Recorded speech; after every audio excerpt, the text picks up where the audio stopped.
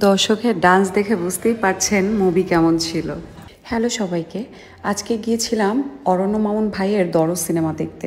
আমাদের অনেক অনেক বছর পর সবার সাথে দেখা হলো, আর আমাদের সবার প্রিয় মেগাস্টার শাকিব খানের মুভি বলে কথা, দেখতে তো হতোই।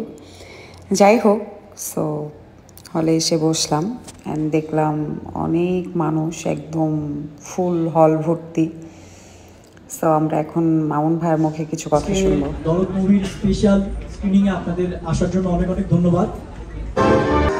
সো মুভি দেখা শেষ করলাম অ্যান্ড মুভিতে বেশ থ্রিলার একটা ভাব ছিল, মানে চেষ্টা করেছে ভাইয়া। যাই হোক, সো আপনারা সবাই হলে যান, মুভিটা দেখেন।